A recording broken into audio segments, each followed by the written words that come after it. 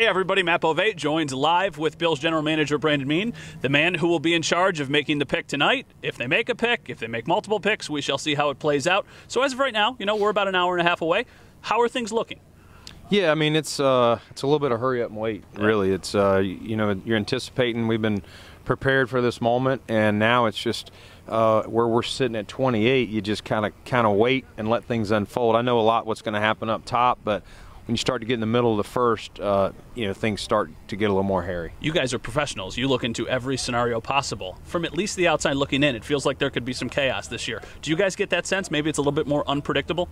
Yeah, I think there's just, this day and age, there's more willingness to move up, move around, as GMs have gotten younger and people probably running more analytical models on values of picks and things like that. So I do think there's a group of aggressive GMs and there's other people that like to acquire picks. So it makes for, good opportunities for both sides to make deals. How do you generally feel about that? I know it's such a blanket statement, it depends on the situation, but how do you feel about moving up? Because I know assets are important, but at the same time, you guys have this window that you're in.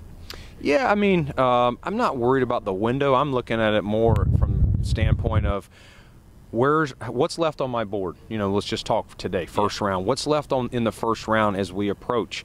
And if there's one guy I'm fired up about and I'm worried that a team, that's close enough in range, not to blow our draft, but that we think we can get by and it's a player that can really help us, it's worth, in my mind, doing what we did as late as last year with Dalton Kincaid. I slept a lot better knowing we had Dalton than what I did to give up that pick, and I work in other areas to get picks back, even if it's not that same pick, something that would add up to close to value. When we talked to you a week ago, you were asked a lot of questions about wide receiver, understandably so. Yeah. When you just look at the class, what do you make of the class? Because there's people who said it's historically great.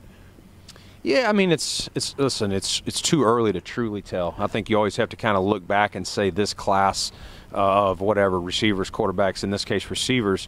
I would say there's, like I said, as early as maybe February in Indy, that there's a lot of different flavors, sizes, speed.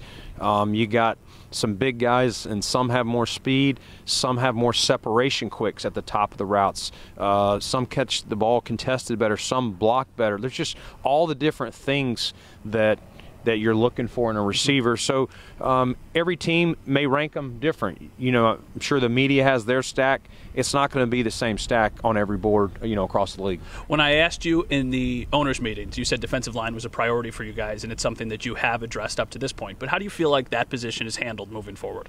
Yeah, I think we're in a lot better position than we were heading into free agency. Obviously, we started with mainly just Ed, so we've added some pieces there, brought back some pieces as well once free agency happened.